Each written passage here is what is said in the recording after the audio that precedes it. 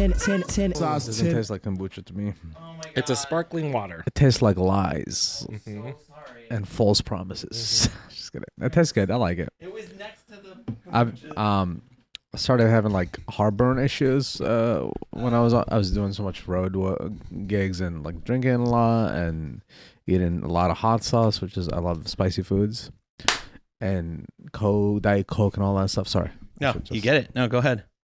And then I googled like what are things that are bad for acid reflux, and it was everything I was doing. Right? You're like, oh, it's this, it's this. Carbonated drinks, alcohol, tomato, like hot sauce. You're just sleeping immediately after you eat. Yeah. I was doing them all. I was like, I'm amazed I didn't have. You're like 10 for 10 on all of the topics. Yeah, I was like, I'm amazed that I actually survived this long. I should not have an esophagus by now. Oh my God. All right. So, hey, welcome everybody. This is the Size 10 Podcast. I'm Bjorn RG. You can follow me on Instagram at Skate Cub. You can also follow our podcast on Spotify, Apple, all the places that you get podcasts. And then our social media that we do the most is probably the Instagram. Speaking of the Instagram, Nick is not in the studio, so we've got guest co-host today, Paul Heinrich. Give it up. Let's see if I can... Hello again. There it is. Yeah, there it is. Not the boo. Oh, I did that bad, huh? No, you did great. So we're having Paul back. You can follow him at psport007 on Instagram. On Instagram. And if you have any questions about that Instagram tag, watch the last episode. Yep. I explain how weird that email or that tag is. But yeah, excited to be here. Thanks for having me. And I'm this is new, so I'm getting used to this setup and the most comfortable position to be in. But yeah, I'm excited. And then we also have in the studio today good friend, long time friend. It's crazy. We've known each other for quite a while. At the same time, yeah. Yeah. The absolutely hilarious Ali Sultan. We're such good friends. He doesn't know my last name. Oh, I know. That is like me announcing people for like comedy shows. I'm like, oh, I love this person. And then I'm like, oh, we're such good friends. And then I stumble on their name. But like, you don't say your friends' last names. Yeah. I got a good one for you. So last weekend I was in Denver. And I was doing some shows, and I went to one of my favorite comedy clubs called the Comedy Fort in Fort Collins. And I was going to do a guest set. The headliner was Pete Lee. Okay. And the way they do it there's not really a host, so it's like shotgun style. Is it like round robin where each person brings up the next? Yes. Okay. So I had no idea. I wasn't prepared to bring anybody up. So I went up and I did 7-minute guest sets of comedy. And then the next person, her name is Georgia. And then the last name is spelled C-O-M Stock. Okay. And I was like so in my head about trying not to say cum stock.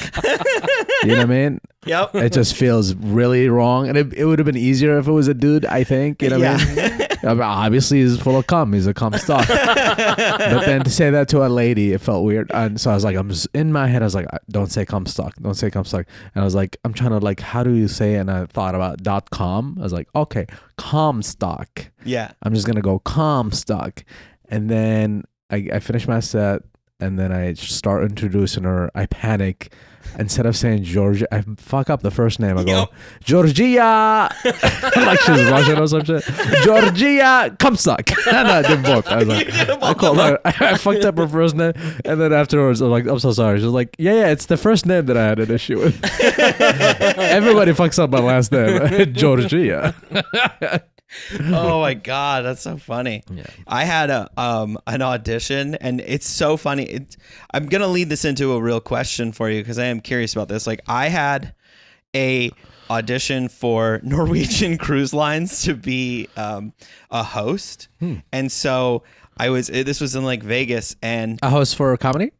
So I would be on the ship as the host for 2 weeks. No, you go for a month.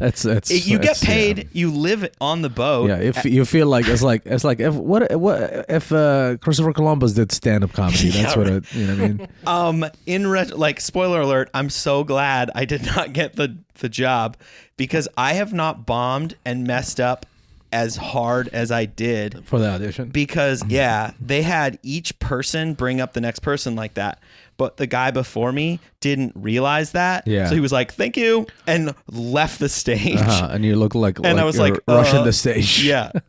So I ran on the stage. And I was so disheveled from and then I like brought myself up and then I started stumbling. I did a joke. I did a punchline too early. I forgot to do part of the setup, so it didn't make any sense. Yeah. And then I got really in my head and then I just forgot how to speak. And I did remember the next comedian. It looked like you were seasick. You were practicing for the waters. Yeah. And I was just like, "Thank you." And then I did bring up the next person much better. Like I did a great job of bringing them up. So maybe I did do the job. Yeah. Of the hosting portion. The hosting portion. Nailed it. Like this is how I would perform if I was if I was dealing with motion sickness. I would forget things. Well, I get motion sickness. I Me get too. seasick super bad. So what am I doing? That's what I was like. At my corporate agency, they're like, "Hey, would you be interested to be pitched for like cruises and stuff?" Yeah. I'm like, honestly, I don't mind doing it or whatever. My only fear is motion sickness. Right. Because it's bad, dude. Like, you ever get motion Same. sickness? Yeah. It's terrible. Yeah.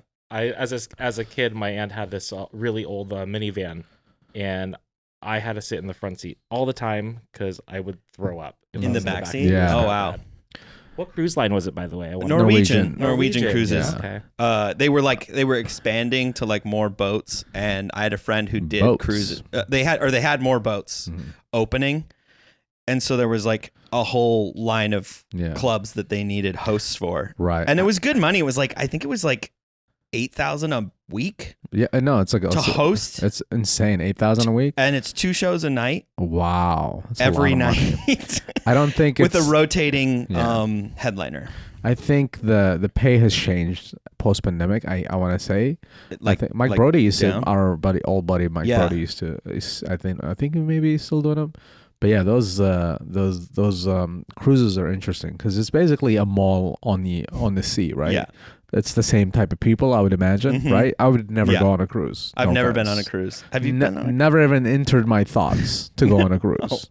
I would like my brain goes to like, oh, I'm gonna get sick. I'm gonna be sick the whole time, and then everybody else is gonna be sick. And I would just imagine like the type of people that would go on cruises are people that are at the mall and they're like, the Mall of America. What if the mall was on the ocean? That's the and I imagine like food wise, it's like buffet style, and I don't know if I could do that with a bunch of people that. But I will try it once. I want to see what it's like. Well, maybe I like it. It's just a giant thing, right? Yeah, it's not for me. So but it would suck to bomb at sea. You know, you have you nowhere get to see go. all those people, and then you run into those people. You bomb and then you watch the Titanic and then you jump off the boat. Just man, I've heard that a lot of people a lot of comics get stuck in cruises because the money was pretty good and consistent, and you don't have to be great, and you just become kind of hacky and or do other people's jokes. Because I met someone on the road once, and it's like I was doing a joke and I go, "Hey man, somebody's doing that bit on the cruise." Oh my God. Someone just took one of my bets. I was like, I think I don't have. It's kind of like, all right, don't steal my jokes, but if you're in international waters, I don't think I have jurisdictions. So they're joke pirates. Yeah, joke pirates. Exactly. Joke pirates, 100%. That's funny. That's good. Hey, look at that. Paul is doing really well, man. Yeah, you're doing good great. start, Paul. First sentence, hilarious callback. I love it. Yeah. So my question that I was sort of leading is there a thing in your life that you thought you wanted, but then you didn't get it, and it became like a blessing, like it was good that you didn't get that thing, like me not getting the cruise ship. Yeah, isn't that most of life though? Right. But is there like a big thing that you like really coveted and wanted, and then you didn't get it? Yeah, I would say I applied to when I did Colbert, they asked me, amongst a lot of people, I'm sure, to apply as a writer for like monologues and whatever. And dove into it. I was like, I think I can do this, because I think the idea, if you can even get 2 jokes per episode, you'll be all right. And I feel like I can definitely do that. I can, I studied him. I studied how he delivers jokes, and he's really good. He can do he can do voices, impressions. He can sing, so he's very easy to write for. Yeah, I wrote a packet for Jimmy Kimmel once. Yeah, and he's a hard one to write for because he's very one-dimensional in the way he delivers and stuff.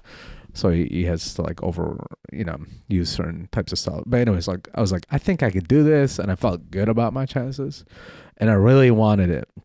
And then as the thing approached and it was time to find out, I was getting super anxious. I was like, am I anxious because I want this or because I really don't want it? Yeah. Yeah. And then I didn't get it, and I felt relief. Yeah. And I was like, oh, I don't think I wanted this. And then I asked, a couple of friends that do write for late night. Yeah. Mohanad is one of them. And our other friend wrote for Fallon and stuff like that. And I see how it affects their, it's very stressful. It's like a 9 to 5, right? Yeah, you work long hours and you don't have security. You have to, I think one of them told me they have to re-up their contract every 8 weeks. Oh my God. So every 8 weeks you're constantly interviewing for 2 100%. months. And then if it's good money, you can't even live the lifestyle of the money you're making because you might not have this job in 8 weeks. Oh yeah, that would be super stressful. So that would stress the hell out of me. And then on top of that, it's a lot of work. And then I was like, oh, that would consume so much of my time and effort to try to make someone laugh or funny momentarily for just one day. I mean, it's not even jokes that will stand for the test of time or whatever. It's just fucking pop culture, news, all that bullshit. And then you put so much effort into it, and I think you drain your well, and you can't do that for yourself as stand up and stuff like that. So I thought I wanted that, but then once I didn't have it and I saw how my friends dealt with that position, I was like, thank God. Yeah. Because I just got stronger at stand up and kept touring and stuff like that. And then you kept get to moving the ball, yeah. And you get to use it, and you get to completely take credit for it too. That's my shit, yeah. I don't waste effort on making somebody else funny for a day. Who's trying to get in here? The door keeps moving, and it's freaking me out. I think it's people upstairs walking around in the space. There should be. It's just plywood up there. Yeah. I'm trying to look around for what I could use as a weapon. Yeah, there's a lot of expensive weapons. A lot of bottles. We've got all these bottles and.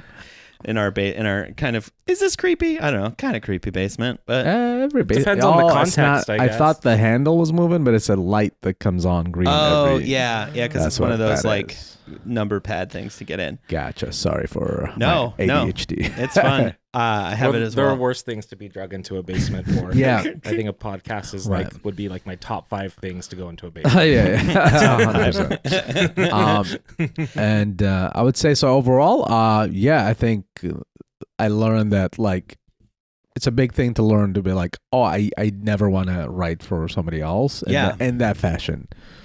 You know what I mean? Totally. No, I mean, I don't think I would mind writing for a sitcom or something like that. I've heard that one's rough too because it's a 9 to 5. You go and you sit, and a friend of mine was telling me about how soul sucking it was. Yeah, it depends, right, on the project. He was just I don't know, it was some CBS show or something like that, and he was saying that it's just he's the lights, what are those called? Not neon lights, the office lights. Yeah. You're just literally in an office, and he's I hate this so much, right? And I'm writing these just really surface level. You have to, jokes that are almost throwaways, and 100%. It was just soul sucking, and so he went back touring and doing stand up instead. Yeah. And I feel with stand up, if you stop swimming, you sink in the eyes of at least the people too. People watch our social media and stuff like that when you're posting shows. If you disappear for a year because you're doing a writing gig, no one goes this guy's killing it at CBS. Yeah. You know what I mean? Yeah. They just think that true. you faded away. Well, that does something to people emotionally and mentally, and be they're over that person, right? Yeah. So I think to stay visible, I think it's good to just do what you do. That's interesting because we've been talking about that, like people from our class in Minnesota. Right. There's like not that many people that are still doing it that started the same time that we did. That's one of the best things about stand-up is 99% of the people you start with disappear. You said that and it was just like, every I never thought about that. I have like, a wall of shame. Okay. For all the losers that got into real estate. Just kidding. There should totally be a "Where Are They Now" type of episode. Yeah. It's you got like it's comedy. Like it's unfortunately you lose a lot to like death related things, Yeah. and then real estate is a big one. A lot of comics just end up doing real estate. And then what else? Real estate, that cancellation. Absolutely, it's getting like 10% getting canceled. And then sometimes they pair off and disappear. So like two comics will start dating, they get married, and they're like, "Oh no, we didn't want stand-up, we wanted love," and then they just leave. Yeah, forever. Is it because all the open mics that are at new real estate developments? Yeah. I think it's like if you're a comic, you learn to be personable and stuff like that. I think that type of skill set is. But do you think helpful. comics should date? Each other? I think it's. I honestly think it should be illegal, and specifically 13 states. I think I'd rather you date your cousin than marry another comedian. You psychos. I'm just kidding. I've just seen so many comic relationships. If I date someone go and up they in start flames. doing comedy, I'm out. Yeah, you're like Too many egos in here, man. yeah, get out of here. No, I've seen it work with like Mary Mack and Tim Harmson. That I feel like is the cornerstone that everyone. Although I've never seen them bubbly together. They're both great people, and I've never seen them hug. Okay. They do shows together. They do shows all the time. I've never never seen them no. I guess maybe they're not like a PDA type of couple. But, Yeah. Maybe that's why they work so well together. Yeah, a lot of space, right? But I think it worked. I mean, at least the data shows that they've been together for a while. But sometimes I think, or like Natasha and I don't know them personally. So yeah, we don't. We both don't. Yeah, but I've seen some people get married, leave and then get a divorce. And come back and with a tight hour on divorce. Yeah, I feel like 100%. They come back as like he's a piece of shit. Cancel one of them. Yeah, that's so funny. We were talking about like comics who bring their partners everywhere. Mm-hmm. I find that sad, to be honest. Yeah. One, it tells me that person doesn't have like a passion of their own, that they are like a life of their own. So they're now just married to your life. Right. Which is not fair because in comedy, a lot of times, you do a show, you have to be like on the bench a lot. Mm-hmm. If you're on the, you know what I mean? Wait, what do you mean? Who has to be on the bench? The partner that shows up to places, and you can't connect with people the same. I feel like you can't do hangs. You know what I mean? Mm-hmm. With the like for me, like if I go on a road, I get to hang out with the people there, and like we're hanging out, right? Yeah. Imagine if I had my girlfriend with me the whole time, like just like sitting off camera. Well, she is. Hey, just kidding. Just exactly like we're trying to podcast, and she's right behind the TV. Yeah, like on her phone, feeling irrelevant. It's mean, dog. It's mean. Stop bringing your partners to a goddamn fucking road, man. There's a road guy who's like a hack, just a terrible comedian. Should I say his name? Fuck it. His name is. Don't say it. Don't say it. Just don't say it. Don't say it. Tell me afterwards. I'll tell you who he is by telling you a funny story about him. This person, quote unquote, went to prison for 10 years. Okay. And the funny story is that he came back out with the same act. Like no change. No change. Really? If you watch his stand up, he have a lot of time. I'm revealing too much. He's a crazy guy where he probably would fight me if I see him next. But given how well I'm doing, I'm probably never gonna see him again. Love that. And he's still like it's so outdated. He does Bill Cosby impressions. Oh my god. He does. Like, does he acknowledge is he like scandal noted? Yeah, like that's the newest tag in his act. So I don't know who you're talking about, but when I think about somebody who just got out of jail for doing a Bill Cosby impersonation, which Bill Cosby did he impersonate? Because That's is that funny. why That's you went to jail? That's not what he went to jail for, but that's Okay. funny. I like where your mind was going. There was a specific thing Yeah. he It was mostly his offstage persona that he got the impression of.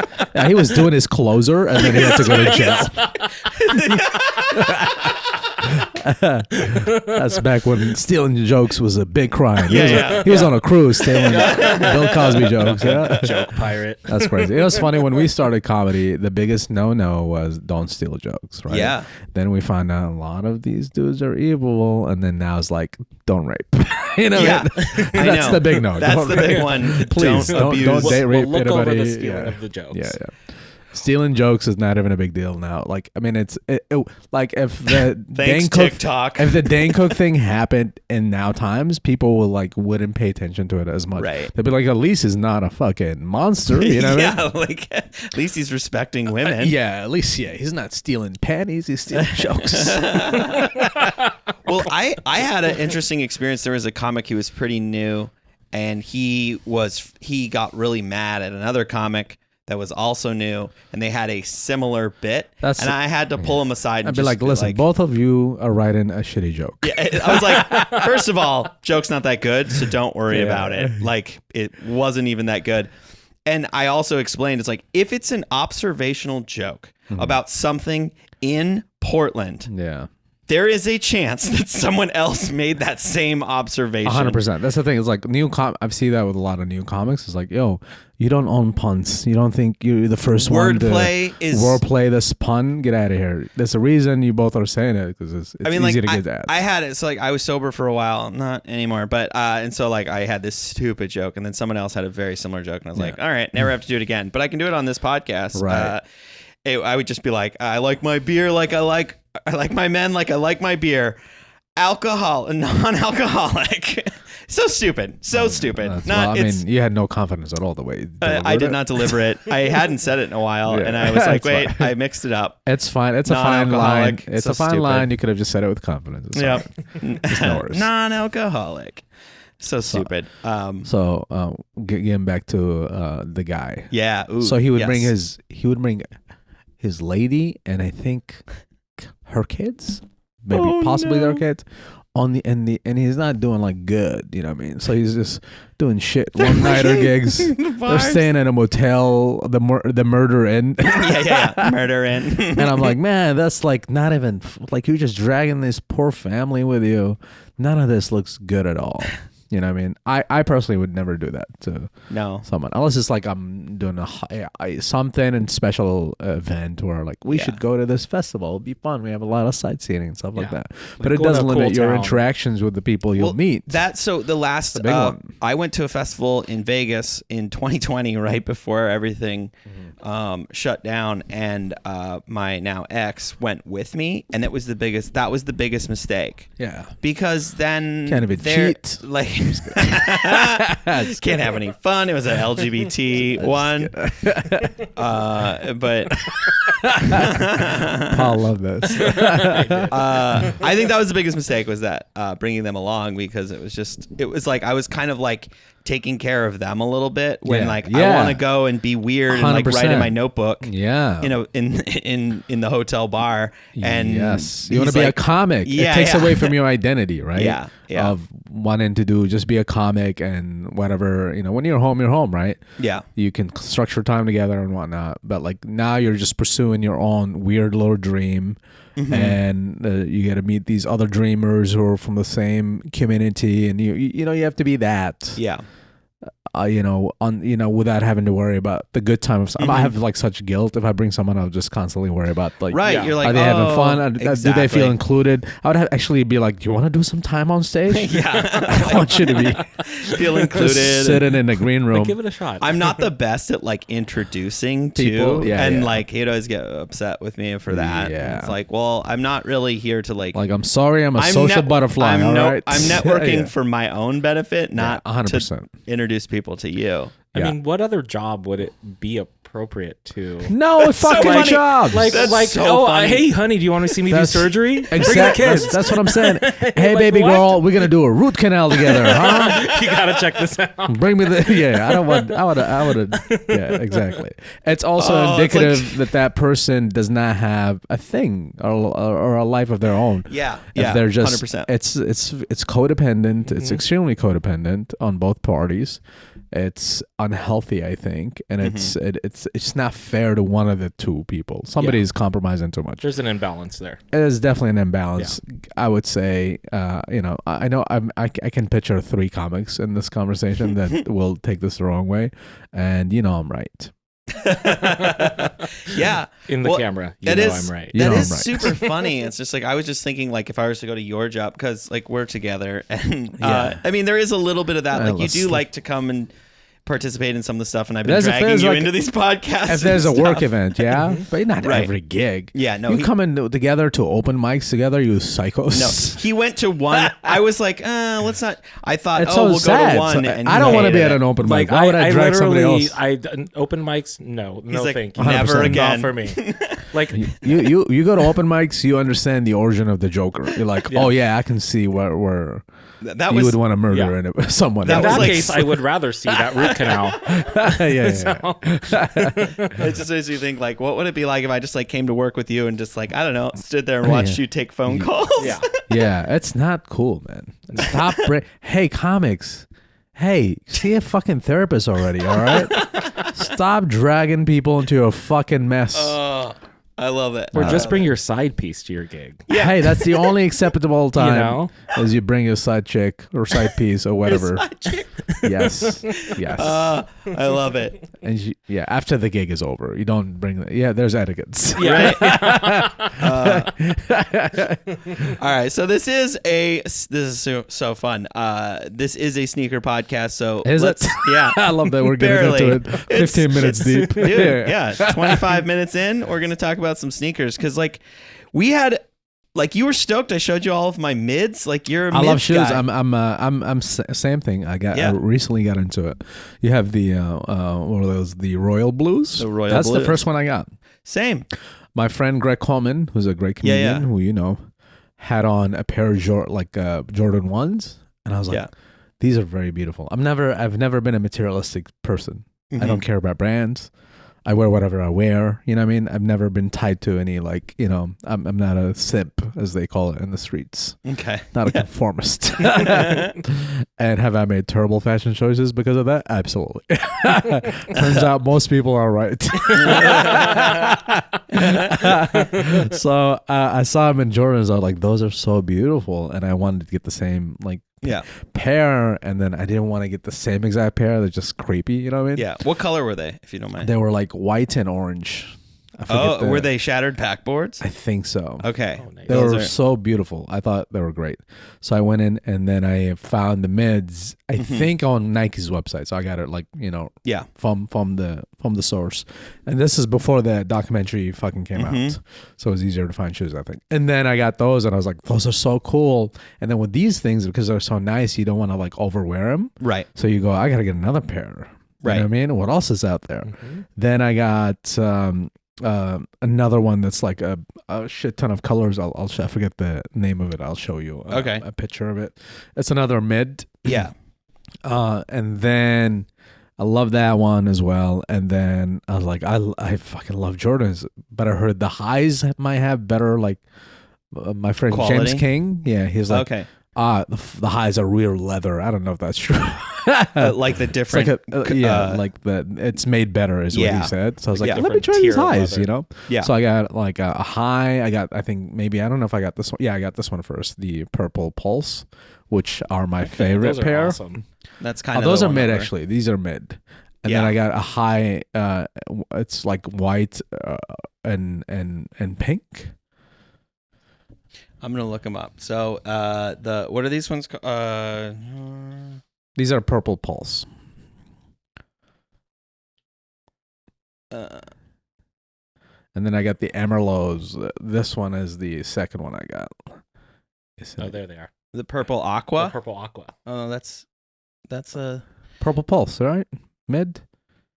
Looks like I should have looked this up beforehand. It looks like I'm only seeing it in the grade school on here. What is that? No, go to Purple Fight Aqua? Club. Go to Fight Club and look at purple mids, or just Okay. Google purple purple pulse. Just purple pulse, you'll see it. Google. Google first. Yeah. Google. Put Google in Google. I do that all the time. You ever ask Jeeves for Google? It's really fun. It's just like, fuck you. Sometimes I like to see what Jeeves is up to. Yeah. Here we go. There it Jordan is. 1. Let's see. That's it. Okay, so these ones are on Goat. Is what I found them on. Yeah. So if you were to get these today, and those are a size 10. So 190. Not bad. Not a bad price. And Yeah. they're very beautiful. They're my favorite pairs. Yeah, those are And sick. then I got this one. That's another mid. Ooh, I've seen that one in person. It looks cool as hell. Amarillo. Not a lot of. I've only seen one other person wear these. Those are the mids. There it is. Amarillo Jordan 1. That's this one here, right? Mm-hmm. Yeah, that one's sick. I That like was that cool. one a lot. And then not a lot of people have it, I feel like. Yeah, I've seen that one a couple times, like in the wild. I've actually seen people skating in these, which is interesting. I like the yellow on that. Those are Were- pretty sick. Were they like these, the ones that you saw? The Yep. I think so. Those were That's them? absolutely it. Okay, because I thought were they they were very were they beautiful. mids or highs? Like I think he had mids on for Okay. sure. And then I have a pink and white ones that are highs, and I forget I don't think I got them from probably can just- Goat. One highs, yeah. let's see. StockX sucks as a search bar. I know. I think yeah. Are they these ones? No, Oh yeah, they're black and pink. Maybe that one. this one Maybe Not possibly. is this it here? There's a lot of no. It doesn't look. It looks very beautiful. It doesn't look like that. Yeah, And the these- last sale on those was just $10,000. So Oh, those are right. it. yeah, that's it. Yeah, that That's was the one. definitely it. Those were the ones. Oh, that's cool. So like you have a whole collection of mids. I like that. Mids, and then that one is high, the pink one that I'm Yeah. talking about, and that one is very beautiful. But you know what I found is actually like the mids as far as like getting into them. Yeah. The highs are hard to like wear. It's like every Totally. time I have to do it, it's like a struggle. I decided I have my one pair of highs, and I actually don't like the way that they kind of rub the back of my ankle or my Achilles throughout the day, and I don't like that. And so that's why I've decided that I am not a fan Of the high. of the high. Yeah, they're personally. not the most comfortable, I think. But Like, they I- look great. I like the look of the highs, but anytime I wear any highs, I just end up covering them with my pants anyway. Yeah, that's So what I'm I'm just saying. like, You gotta wear like short shorts or some shit. And then Yeah. and then I don't look good with shorts and highs. So yeah, it it's, looks ridiculous. That's what I'm saying. The highs feel like, I mean, it's like, what are you gonna do? Yeah, You gotta Yeah, wear, definitely mids are. you gotta are wear better. these like tight jeans that are cutting off my circulation. Mhm. I have an interesting question because so you have a dry bar special, Back correct? to shoes though. Yeah. Oh no, So- it's involved. You have a dry We're bar gonna go back special. to shoes. All right, cool. Yeah.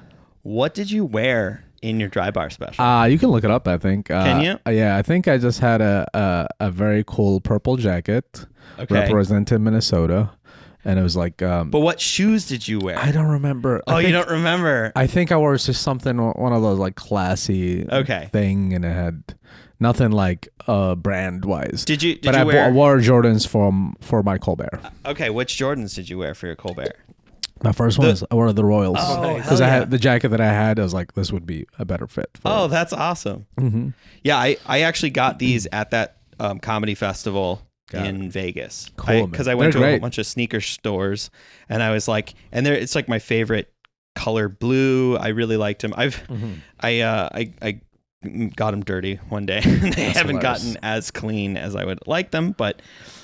Yeah, these were sort of my it was the first comedy festival I've ever gotten into. I've submitted to a lot, Yeah. and I've never gotten into one. That's tough to get in for sure. I have it's like a, I don't know if it's a real thing or not. Maybe I'm just making shit up in my head because I am a comedian and I overthink things.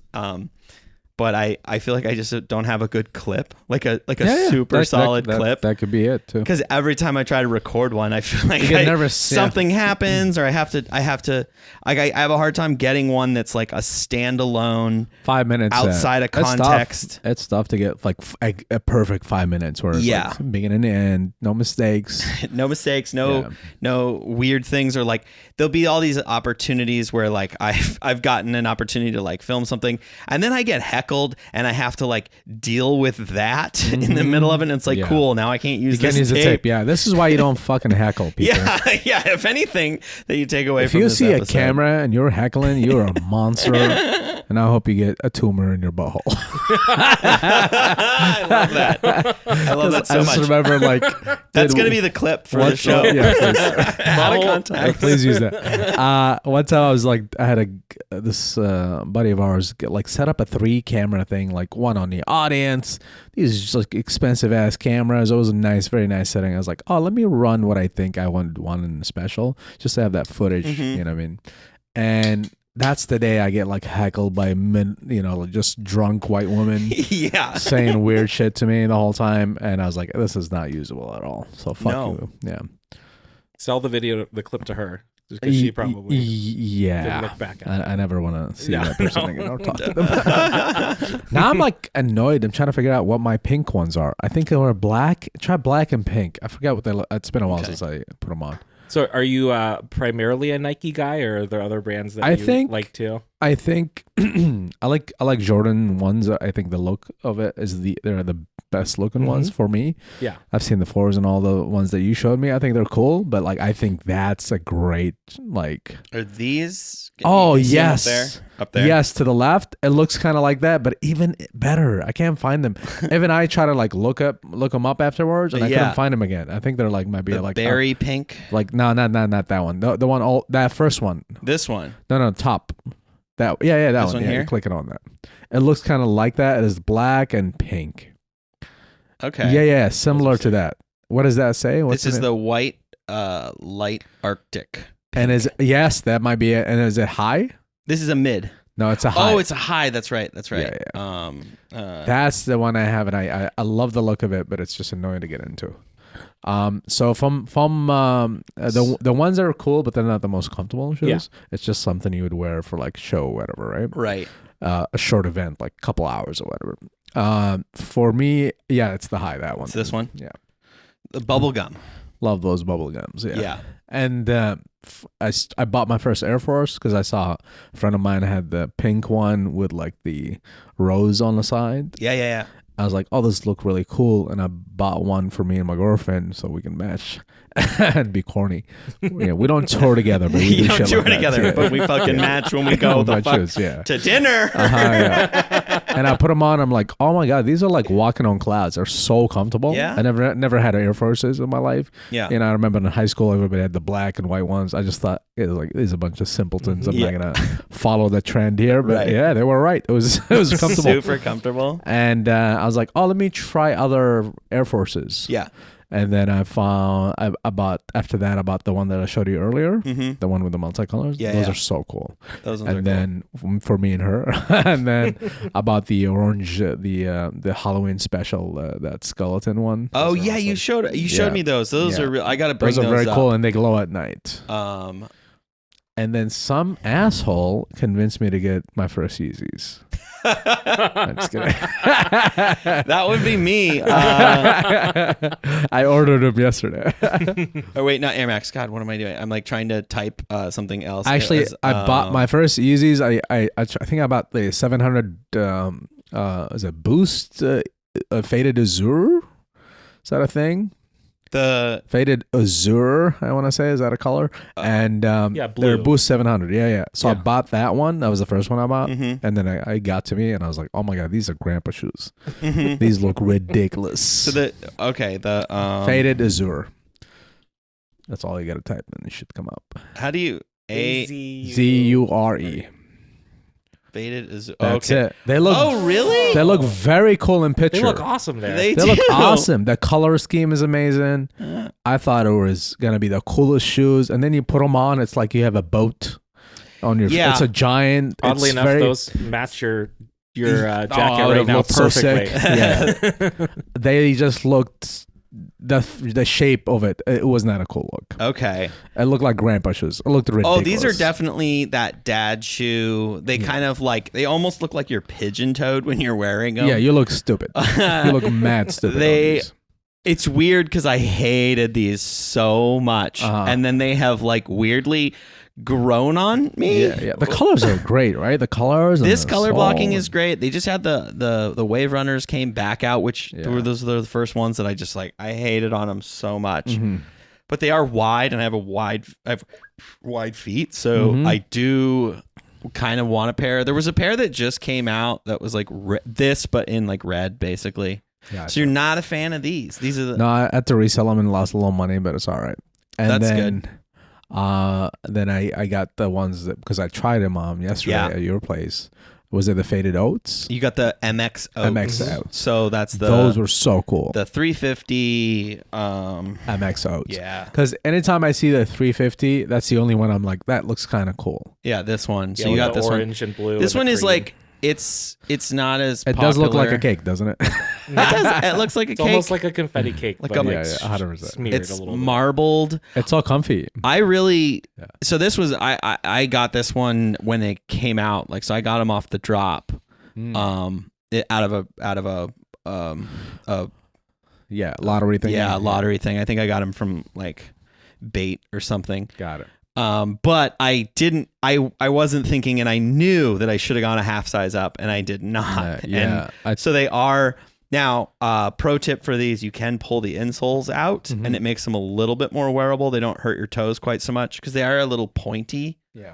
And they do kind of push. They're very beautiful and they're very comfy. Yeah. I do really like these this colorway.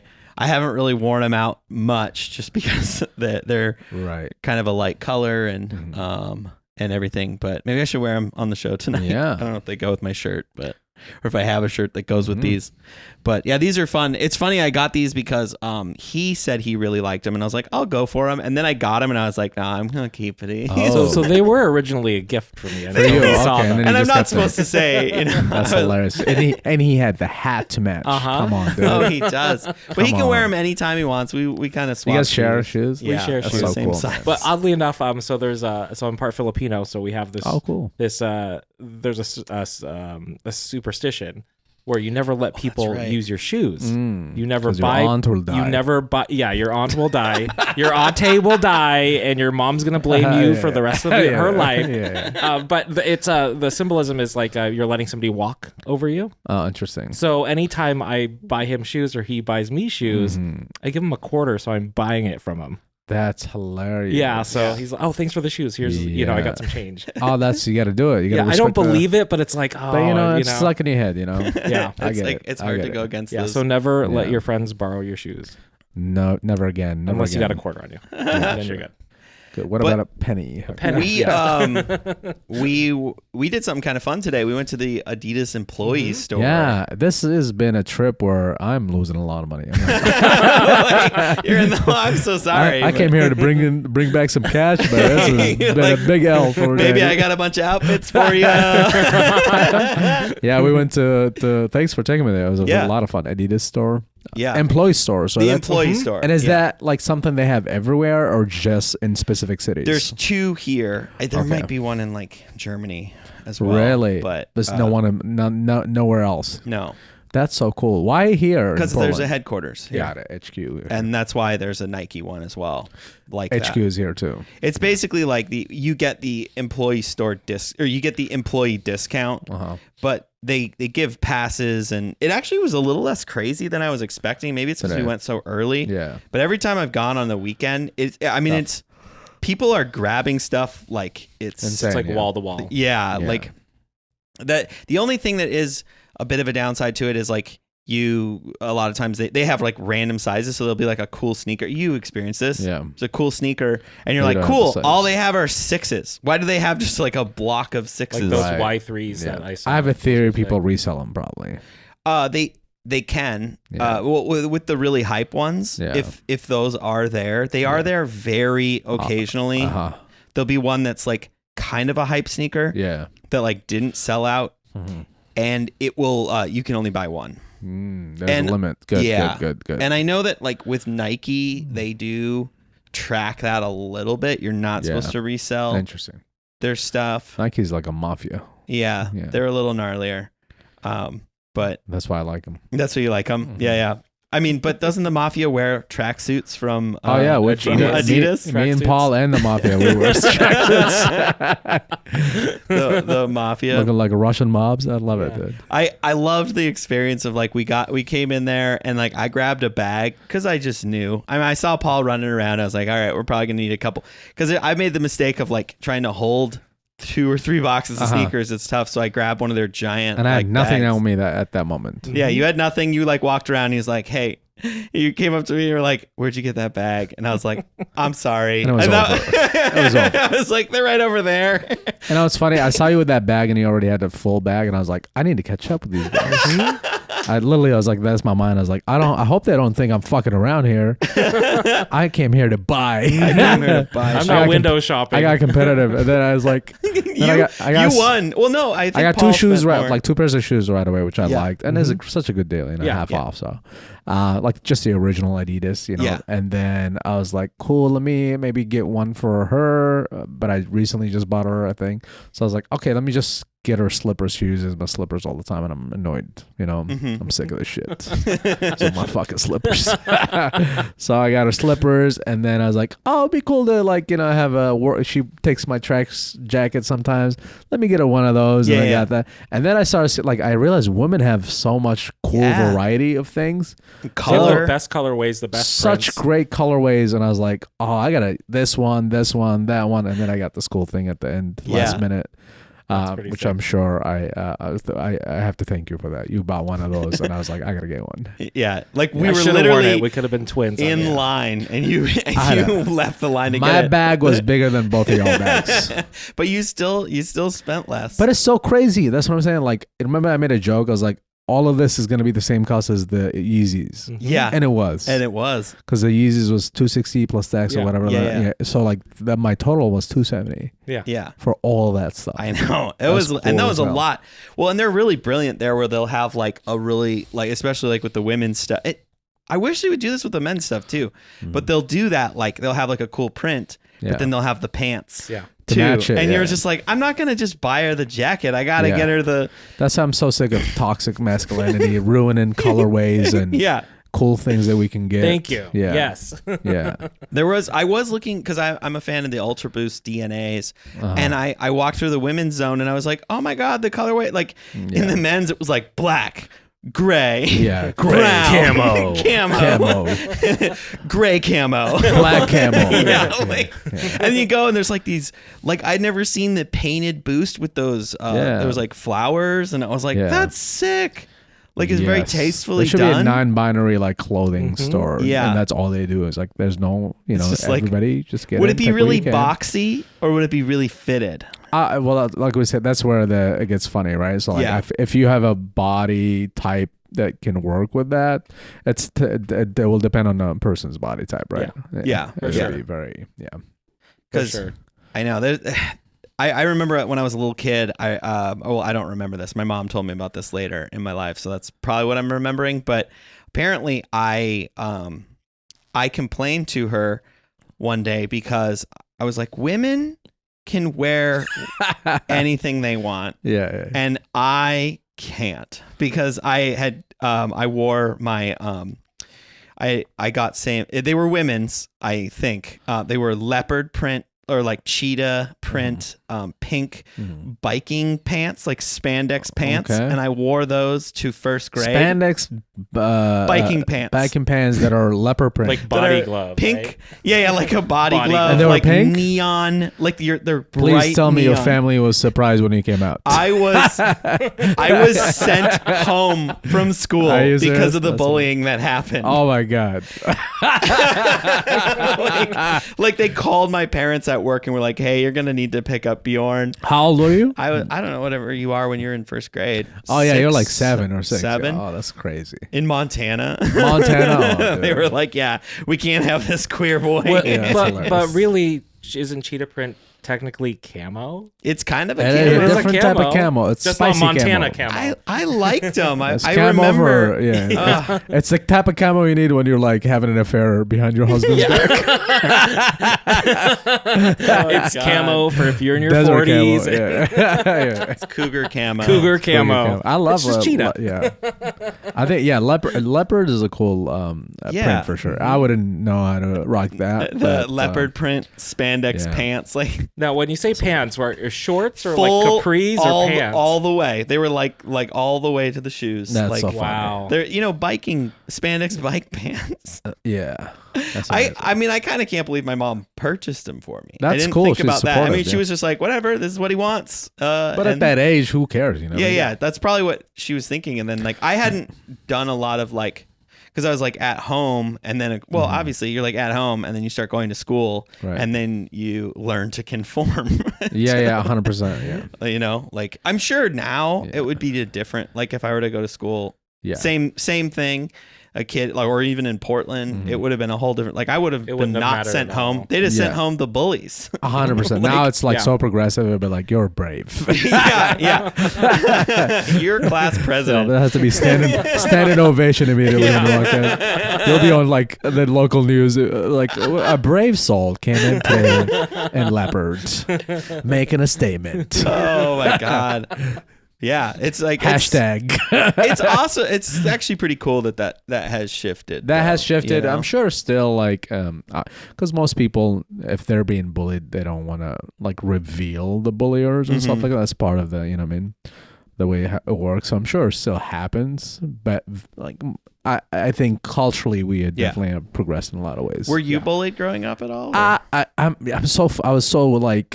fought back all the time, so I didn't Yeah. feel like I was being bullied, but I definitely was. yeah. You're like, Definitely. I was like the youngest kid. No dad, no siblings. oh, okay. I only had one sister who was always at home. So everybody in our neighborhood, like in Yemen, like everybody had like so many siblings. Yeah. Yeah. It was just like it's a common thing for two parents to have like 12 kids and shit like that. Oh wow. So I was only one of two, and the other one was a sister. I had no father figure, no brothers, and then all these other kids had that. Yeah. So So they it was have like the whole. you fight one of them, you have to fight the whole family and shit. You gotta- yeah. So I was the easiest target possible, Yeah. Yeah. and I was always out and stuff like that. And I was the youngest, no father, no brothers.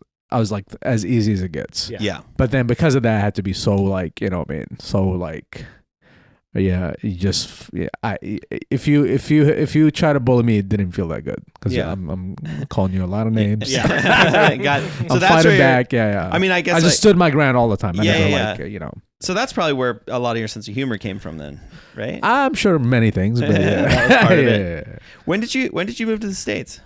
I think with comedy is an interesting one because a lot of times, you know, it could be from like bullying or whatever the hell stuff like that. But Yeah. for me, I think it came from places of like a more wholesome space.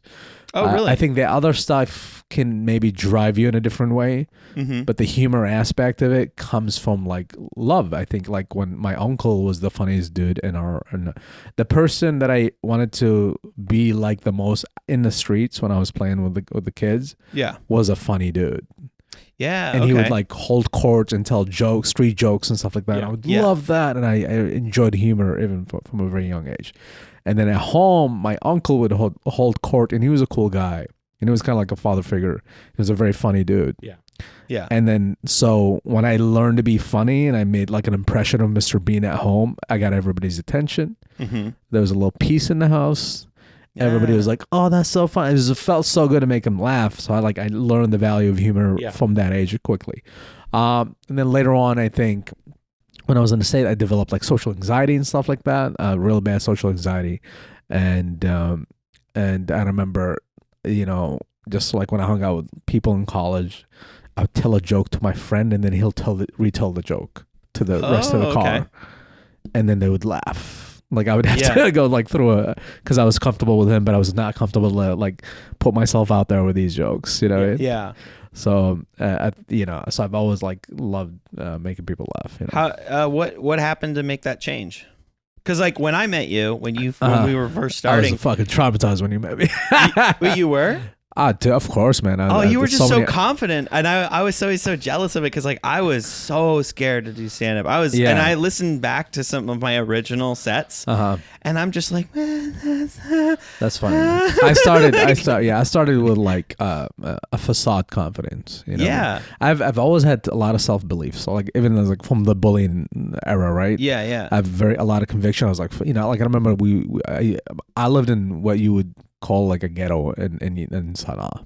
Okay. And like not necessarily, we moved into a place where you would definitely think is a ghetto, and I would have to go to school there, and these kids that lived in that area didn't want anyone in there. Like they would like try to fight everybody. Yeah. Like get out of our neighborhood type of thing. And I remember all my friends would run away, and I would stand to take the beating, and I'd be like, "You guys are weak.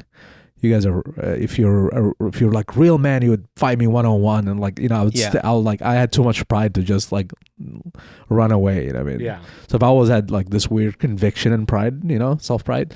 And I think that was part of it. Like with stand up, I was like, I gotta, you know, I believe in myself and whatever. But it wasn't like real confidence. It was just a facade, you know. Oh wow, I didn't know that. It comes from a place of ego rather than like from true confidence, which comes from like a deeper place of, you know, like non-insecurity and like, you know, true self-belief, right? And then has that? I feel like it's shifted. It shifted. I don't go from that. Like when I used to like zone in. I would have my headphones on and get into like a certain space, like, you know, a rapper space. Yeah. And be like, I prepare really well. Yeah. And then just go up there and just do the set with like this a lot of energy and confidence, you know. But I was like not truly confident because I couldn't handle one moment of silence. Yeah. Right. You know what I mean? So it's not really confidence, right? I'm just over prepared, and I'm just in a zone that comes from a place of ego, and I'm like boom, boom, boom, boom, boom, boom, boom, boom, and it would work, you know. I'd do well and stuff. But then I think I went through a breakup and then came back, and I was just like I didn't have my ego was shattered. Yeah. And I was like coming from a very like vulnerable and insecure space, and I had to just like rebuild my confidence. Okay. And then when I got better and stuff like that, I didn't want to like, I no longer like try to like derive from that space of, I call it the kind of like the dark side of the force. Yeah. Okay. From ego rather from like love. Yeah. Like right now, if I go, like if I have an important gig, I try to like remember people that love me. Yeah. I remember my mother's love, you know, my girlfriend's love, you know, kindness. And I try to take that with me. That's pretty cool. Rather than like, I'm the best. I'm gonna fucking kill it. And you can sense, you know, ego looks different on stage than love, I think. That's incredible. Thank you for sharing that. Mm-hmm. Like, cause I did get to see you perform last night, even just like at a bar, and that was from a place of fun. I was just like, I was very impressed. You really did, like, you really came out there and you like created a fun space, and that was like so cool. Because I haven't seen you live. Like I've been following your stuff online a lot, and there is like a loss. Like I love live, intimate comedy. Right. Like 100%. Do you what are your thoughts on like arena comedy? Like big theaters. I've done like the biggest piece I've done, I think it was like the State Theater. How big is the State Theater? Like 3,000? It's pretty big. Oh damn, yeah, that's big. There's a weird intimacy with big spaces. Yeah, because there are so many people and so giant, the reaction is there, so you don't feel like there's not a big void. Oh, okay. And there's enough space between you and the audience where you feel really comfortable. Mm-hmm. So actually, when I done like big spaces, I was like, this is oddly. I feel like it feels easy to be myself in this setting. Mm-hmm.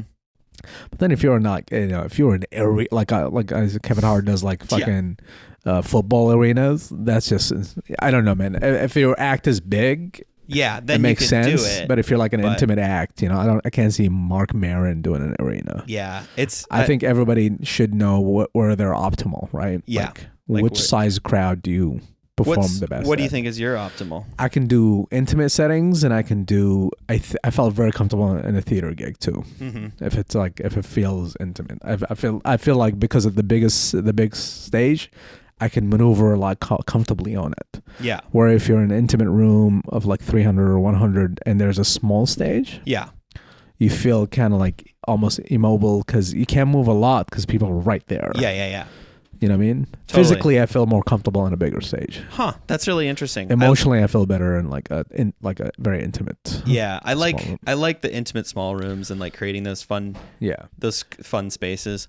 What do you think changed for you to be able to be more comfortable in those silences? That's an interesting thing. That's the thing with stand up. There's no shortcuts. You crawl through your fucking stomach. Yeah. Until you get more comfortable. Yeah, you got to play the whole game. You have to just do the work, and you keep going on stage, I changed my style at one point. So when you met me, I'm more of like a high energy guy. Yeah. And it's just like bah, bah, bah, bah, bah, bah, bah. It was like a Bill Burr type of energy. Mm-hmm. And then I realized that wasn't necessarily super authentic to me because I'm a soft spoken person off stage. And I was like, let me learn I learned how to do energy. Like in the spectrum of comedy, there are many tools you could use, energy wise, right? So you can go on the right end, which is high energy, right? And you can go all the way left, which is silence. Mm-hmm. Those are two tools you could use on stage: silence and energy, right? Right. Being so still that a small movement can feel big. Yeah. Right? Like if you've seen, I'm trying to think of who's like deadpan type of one-liner people, right? Their face is so still, their voice is so composed and stuff like that. Mm-hmm. Any mini gestures they do feels huge. Right. And it draws you in. 100%. Yeah. So I was like, I saw that. I was like, oh, that's a lot harder to master than energy. Anybody can fake energy. Anybody can go and yell. Right. Their punchlines throughout the set and stuff like that, right? Mm-hmm. It's a very easy one to fake or like to pretend to know how to do, right? Yeah. And I think when you go when you do a comedy just yelling through the whole time, you lose authenticity of the way like you naturally would speak, and you kind of get lost in that character. But then silence, I thought if you learn to like be so small that you draw people in, that the many things that you do and the pauses and using tension and stuff like that can feel a lot bigger, and it definitely is more authentic, and it definitely is it requires a lot of vulnerability and composure. Yeah. So I switched my style and I started learning how to like let the writing do its job and almost be kind of like still. But it's not necessarily super authentic either because I'm not really that off stage either. I'm trying to be the closest I can be to who I am off stage, right? With a little bit of a little bit of flair, right? Like a little spice, you know what I mean? Because it is a performance based art, right? Yeah. So I learned how to do silence, and I learned how to be, because of that I learned how to be okay with pockets of uncomfortability and shit like that, and tension and shit like that. So that taught me to get more comfortable on stage. That's really and cool. Now I'm trying to be in the middle of both, like ends. Somewhere in the middle of that, or treat it like music. I learned eventually, like I was really struggling with styles. I was like, what is my style on stage? What is it that I want to do? And then I looked at jokes as songs. Okay. Each song that needs a certain style, right? Some things are pop music, some things are hip hop, some things are jazz. Yeah. And depending on the genre of the song, you should perform it as such. Okay. Meaning I want to fluctuate between things. I can go up in notes, I can go down, I can be still. I'm trying to be like dynamic right now. Musicality beyond the comedy. Yeah. What genre are you doing now, do you think? It depends on where I'm at, but I'm trying to do, if I wanted to name a special, pop, jazz, and blues. Okay. Where I do pop. Yeah. Just, your good old dick jokes, and then jazz is like more thought provoking, and then blues is like sad things that I turn into jokes. So I like that's that. something I would want to, it wouldn't be my first thing, but I would do that like a couple of specials down. Yeah. Nice. Oh my god, that was so cool. We have I'm gonna just like wrap things up. We do have a question that we always ask. So these are the sneakers that we're gonna talk about on this podcast. We didn't talk about cars or trucks, but we usually talk about trucks, and we also like rap music. And so in the truck community, there's this term, I don't know if you're aware of it, if you have like a big dumb lifted truck, but you never take it off-roading, It's called a pavement princess. Okay. And it is a derogatory term, but we have co-opted it. And then the other term is a lot of rap songs. People talk about blowing bitches' backs out, like an exorbitant amount of songs. I started noticing it. I was like, wow. Yeah. A lot of rappers talking about blowing backs out. That seems someone excessive. Someone recently had I think it was a woman had a joke about like, I'd be more impressed if you can fix my back at this point. That's so good. My back is already blown out. I'm all just can I get an adjustment? It's also not that impressive because I blow my back out just sleeping weird sometimes. Yeah, you can sneeze a certain way and it's out. So maybe come up with something different, okay, rappers. you perform the same task as a strong fart. Okay, not impressed. Yeah. So, are these sneakers going to be pavement princesses, or are you going to blow the back out? I don't know what that means. Like, are you going to wear them a lot, or keep them clean? Keep them clean. Oh, thank you. Thanks for clarifying. Yeah. I like I said, one of the reasons I got other pairs is so I can kind of keep them all within decent shape. So they're keep them clean. And then what I do is I would wear the Air Forces a lot more. So they're pavement princesses. Yeah, those are my bottom bitches. I call them. So this is our. Just kidding. That's our sound drop for the pavement because they're more comfortable also and they're cheaper. Yeah. I love that. So, is there anything that like you didn't get to say that you wanted to say or anything? On this podcast? Yeah. Oh, you're trying to wrap this up? Yeah, huh? I'm trying to wrap this up, man. No, I think we just scratch the surface, baby. We just scratch the surface. You're like, all right, we're doing another hour. Well, maybe we should take a break so we can go pee. No, I already took care of that. Thanks for listening. I don't know. We didn't talk enough about shoes. I feel like. No, that's fine. Anything you want to promote or anything? No, nothing. Oh, you can watch my dry bar special. It's called Third World Energy. Shot out a couple of years ago. It's fun. It's clean comedy. It's good. You and your mom and grandma can watch. I will follow my YouTube. I'm gonna probably drop a thing within this year. Okay. Maybe like a self-produced special. Oh, cool. And Ali Sultan comedy on Instagram. Awesome. That's it. Well, that's going to do it for us. Thank you for watching.